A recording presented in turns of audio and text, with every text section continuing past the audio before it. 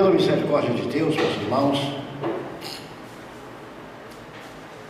nós vamos encerrar hoje a 8ª beatitude, né? Bem-aventurado os pacificadores, porque eles serão chamados filhos de Deus. E é interessante notar, meus irmãos, que a grande recompensa de ser pacificador é ser chamado filho de Deus. Quando a palavra diz ser chamado filho de Deus, ela está dizendo exatamente acerca de um novo nascimento. E para que nós entendamos de início o que a palavra quer dizer, nós temos que ir para o capítulo 3 do Evangelho de João e mostrar como há dificuldade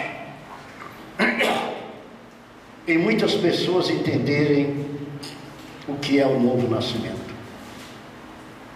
Dificuldade. Não basta a pessoa ser simplesmente religioso, um estudioso da palavra, mas ele tem que ter a iluminação do Espírito Santo. O capítulo 3 do Evangelho de João, ele nos fala sobre Nicodemos, aquele homem que foi ter de noite com Jesus. E chegou para Jesus e disse: olha, Jesus, nós entendemos que tu és mestre. Tu não és um mestre qualquer, tu és um mestre vindo de Deus, porque existem sinais que tu fazes, que a pessoa só pode fazer se Deus for com ele. Então Nicodemos teve um reconhecimento muito forte acerca de Jesus Cristo. E nesse reconhecimento, Jesus foi como que dissesse para ele: olha, Nicodemos, eu não quero simplesmente ter este reconhecimento, mas eu quero que tu reconheças, Nicodemos, que eu estou aqui para criar um grupo novo de pessoas, e esse grupo novo são os filhos de Deus. E para se tornar filho de Deus é através do novo nascimento. O que assustou Nicodemos, quando Jesus responde no versículo 3, diz: na verdade te digo, que aquele que não nascer de novo não pode ver o reino de Deus. Então a introdução no reino de Deus, a filiação no reino de Deus, ela tem como exigência a priori o novo nascimento. E o novo nascimento para Nicodemos foi uma novidade. Quando ele disse: olha, Senhor, como posso eu, um homem já velho, voltar de novo para o ventre da minha mãe? Você vê que as coisas espirituais, como o apóstolo Paulo escreve aos Coríntios, e diz que elas são entendidas exatamente por aqueles que são espirituais. Então nós vamos na caminhada das bem-aventuranças encontrando um grupo diferente de pessoas,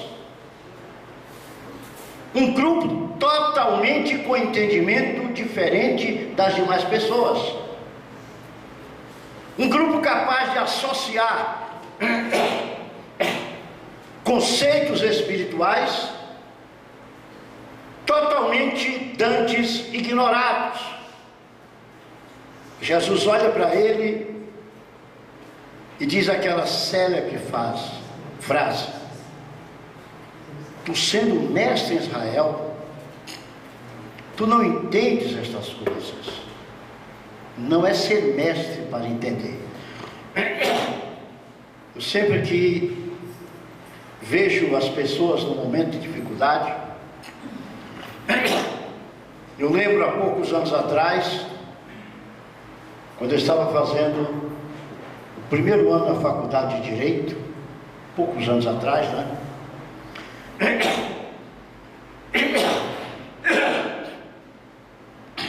Um professor meu me chamou no canto e disse: olha, eu ouço um programa de rádio que você prega toda manhã. Nós pregávamos pela Rádio Nacional às 6 da manhã. Só que o assunto que você pregou hoje, o povo evangélico é muito simples, e eu te garanto que não consegue entender. Eu falei para aquele professor, eu tinha pregado sobre exatamente o momento do arrebatamento da igreja. E eu passei por aquelas fases durante a mensagem, e ele disse: aquilo é muito profundo, então não é qualquer pessoa que entende. Eu falei para ele: olha, professor, aquilo é beabá dentro da igreja. Todos os irmãos entendem aquilo com a maior tranquilidade. É por causa daquela oração de Jesus Cristo, né? Graças te dou, Pai, porque ocultastes essas coisas aos sábios, aos entendidos, mas revelastes aos pequeninos. E ele diz a razão por que revelou: porque a eles aprouve conceder-lhes o reino. Então aqueles que são determinados para o reino e determinados pelo conhecimento e obediência da palavra, porque é muito interessante isso. Não é só conhecer a palavra, né, Alessandra? Tem que entender. A Alessandra sabe o que nós estamos conversando aqui, né? Não é preciso só conhecer a palavra, tem que entender. A gente estava trabalhando no Face, nós dois juntos, nas mensagens, né? Ela orientava aqui, orientava ali uma pessoa, né? Muito bonito, viu, filha? Continue trabalhando para Jesus. Então é interessante isso.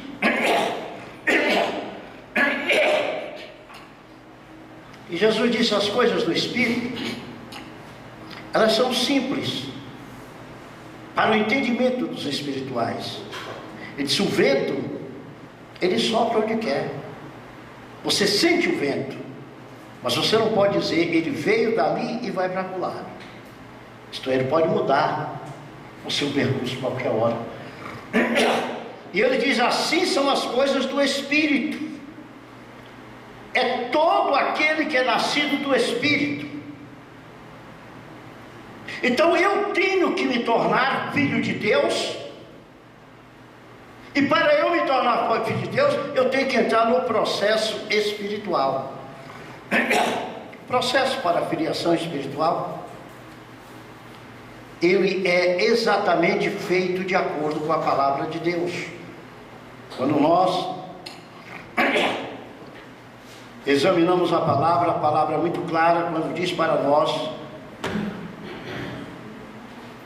que nós fomos chamados pelo Senhor e somos regenerados. Então é um novo nascimento não da carne, mas um novo nascimento espiritual. É um novo nascimento onde eu tenho que encontrar uma realidade para viver diante de Deus como Deus quer que vivamos. Então, para que eu seja um pacificador, eu tenho que ter exatamente um líder chamado Deus de paz. Na vida nós somos liderados por alguém. Você pode imaginar o seu lar. Dentro da sua casa tem alguém que lidera. No meio dos seus filhos, no meio dos seus amigos, no seu grupo na escola, aonde você estiver, alguém chama para si a liderança. Então, espiritualmente, a grande liderança da igreja se chama Deus. É por isso que a palavra de Deus diz: olhando para Cristo, o autor e consumador da nossa fé. Quando ele diz olhando, está dizendo o seguinte: debaixo da liderança de Cristo, debaixo da direção que Cristo der, debaixo dessa direção é exatamente que nós temos que andar. Como eu tenho que fazer exatamente para pensar que eu sou um pacificador liderado por Deus? A Bíblia diz, meus irmãos, em Efésios 6 e 15, que eu tenho que andar calçado os meus pés com o Evangelho da paz. Então você vê que quando diz calçado meus pés com o Evangelho da paz, não é um sapato que se chama Evangelho da paz, mas é o caminho que eu trilho, é a forma que eu ando, é o modo que eu estou palmilhando aqui na face da terra. Para onde eu me conduzir, eu estou levando exatamente a paz. Por quê? Porque na liderança de Deus, como eu vos falei, e lá em 1 Timóteo capítulo 5 e versículo 23, a palavra diz: e o mesmo Deus de paz vos santifique em tudo, espírito, alma e corpo. O mesmo Deus de paz. Então, primeiro passo, para que a minha vida seja reconhecida como um pacificador, para eu ser chamado filho de Deus, eu tenho que andar exatamente desta forma. O segundo grande passo, agora eu não estou olhando para Deus, eu vou olhar para os meus semelhantes. Eu sou um pacificador. Então como é que eu estou vivendo como o presbítero Manuel? Como é que eu estou vivendo com o pastor João? Como é que eu estou vivendo com a pastora Eunice? Como é que eu estou vivendo com o neto? Qual está sendo a minha forma de vida com ele? Então aí entra exatamente o efeito da liderança de Deus sobre a minha vida, que agora vai se manifestar em uma característica aplicada sobre a minha pessoa. A palavra de Deus diz em Romanos capítulo 12 e versículo 18, o apóstolo Paulo diz: olha gente, se possível, quando estiver em vós, tende paz com todos. Não é quando estiver no outro, é quando estiver em vós, é quando estiver em mim. Então quando você vê uma discórdia entre eu e alguém, no que depender de mim, aquela discórdia não deve haver, porque já é um fruto da liderança de Deus na minha vida. Eu estou caminhando com Deus de paz, eu estou calçando o Evangelho da paz. Então eu estou exatamente para realizar aquilo que Deus quer, que se chama paz. Existe um dizer que quando um não quer, dois não brigam. Quando um não quer, dois não brigam. Exatamente esse conceito é um conceito, devia ser um conceito cristão. O meu espírito não deve estar preparado para refutar. O meu espírito deve estar preparado para ouvir e agir dentro do plano de Deus, que é um plano de paz, exatamente com o meu semelhante. Lá em Hebreus capítulo 12, versículo 14, o que diz o homem de Deus? Seguir a paz e a santificação. Seguir a paz com todos e a santificação, sem a qual ninguém verá a Deus. Então agora é uma ordem para a minha vida. O primeiro texto de Paulo aos Romanos é: dependendo de vós, não é dependendo do outro, dependendo de vós, tem paz com todos. E agora aos Hebreus, que eu também acredito que foi Paulo que escreveu os Hebreus, né? Seguir a paz e a santificação. Seguir a paz com todos e a santificação, sem a qual ninguém verá Deus. Então são qualidades para que vão mostrar na minha vida que eu sou um pacificador. Outra qualidade que existe na vida do pacificador é que ele proclama o evangelho da paz. Eu volto para Efésios 6:15. Calçados os vossos pés na preparação do evangelho da paz. É uma outra qualidade implícita na vida daquele que é um pacificador. Tá certo? Então, outra qualidade é que nós devemos modelar nossas vidas em harmonia com o príncipe da paz. Para que foi que Jesus veio? Jesus veio exatamente para trazer paz. Você vê que no cântico angelical do nascimento de Cristo, como foi? Glória a Deus nas e paz na terra. O nome de Deus sendo glorificado e havendo paz na terra. Exatamente isto, irmãos.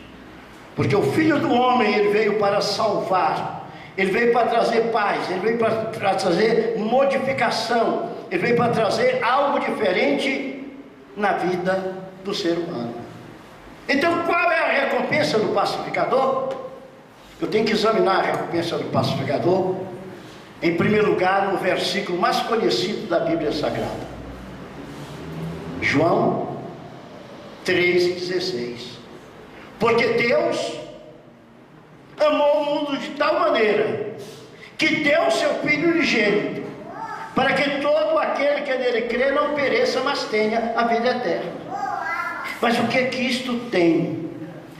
A vida eterna, meus irmãos, mostra exatamente como nós somos amados por Deus e nos tornamos filhos de Deus através de Jesus Cristo, adquirindo a vida eterna. O pacificador, meus irmãos, ele é gerado. Quer ver? Vejamos 1 Pedro.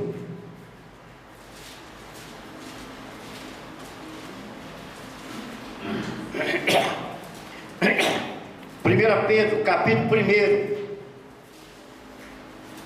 no versículo 3, diz o seguinte: bendito seja o Deus e Pai de nosso Senhor Jesus Cristo, que segundo a sua grande misericórdia, nos gerou de novo para uma viva esperança, pela ressurreição de Jesus Cristo de entre os mortos. Somos gerados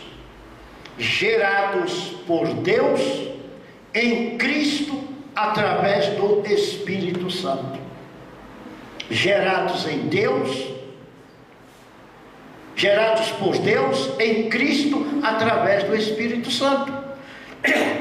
E quando isso acontece, nós nos tornamos filhos de Deus. E quando nos tornamos filhos de Deus, o versículo 4 é aplicado: para uma herança incorruptível, incontaminável, em que se não pode murchar, guardada nos céus para vós, que mediante a fé estáis guardados na virtude de Deus para a salvação, já prestes para se revelar no último dia.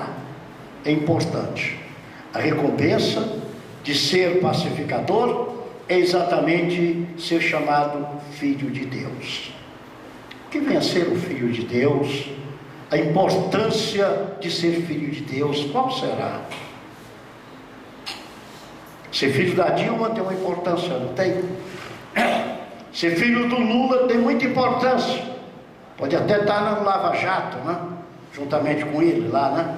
A importância é muito grande, porque o filho sempre herda aquilo que está com o pai, né? E agora a gente está vendo que eles estão herdando o Lava Jato aí, né?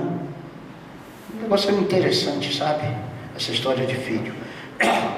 Agora, quando nós vimos claramente que ser filho de Deus, a Bíblia está tratando de dignidade, de honra e de consideração. Veja o que eu estou dizendo.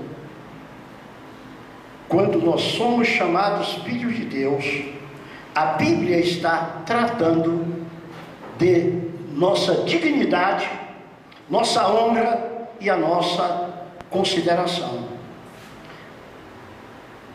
Primeiro passo: como é que você, ser humano, olha o seu filho? Já pensou? Jesus disse: vós, sendo maus, sabeis dar boas dádivas aos vossos filhos, quanto mais o vosso Pai Celestial. Então foi criada uma comparação, foi criado um paradigma, para que eu olhe como o ser humano trata os seus filhos e como Deus trata os seus filhos. Normalmente, e é o que é para ser correto, cada um de nós deve tratar ou tem que tratar o seu filho exatamente com honra. Você nunca quer humilhar o seu filho, se você o ama. Agora, se você é um pai desnaturado, é bem diferente o relacionamento seu com o seu filho.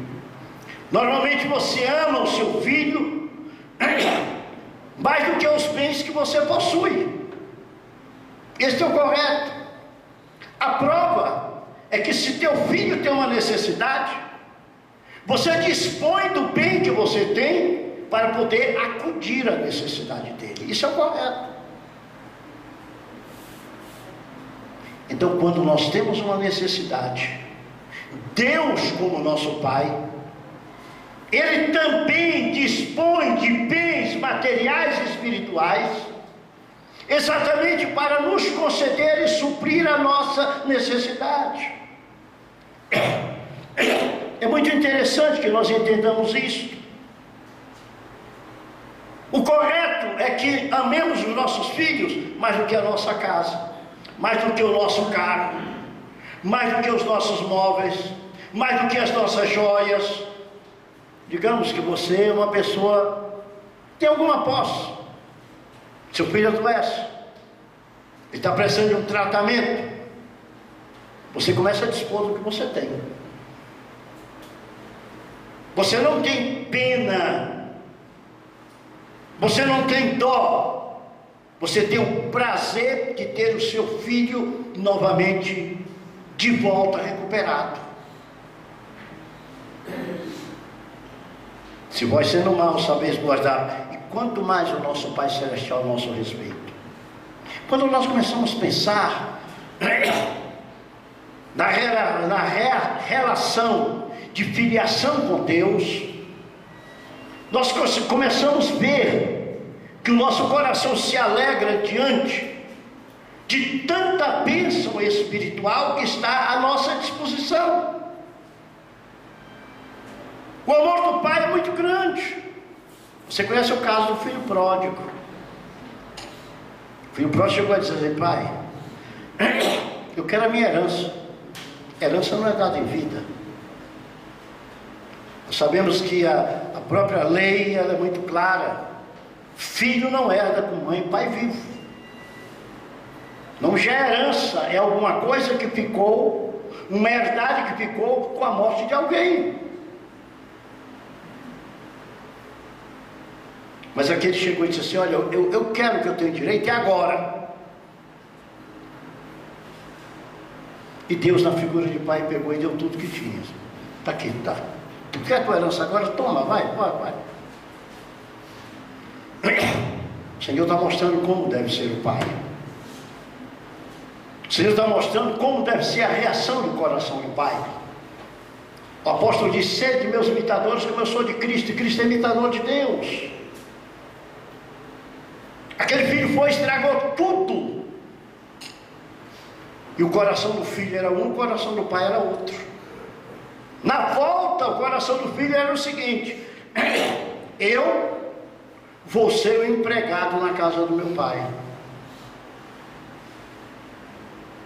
Eu vou trabalhar, vou dizer para o meu pai: pai, pequei contra o céu, pequei contra ti, já não sou digno de ser chamado teu filho.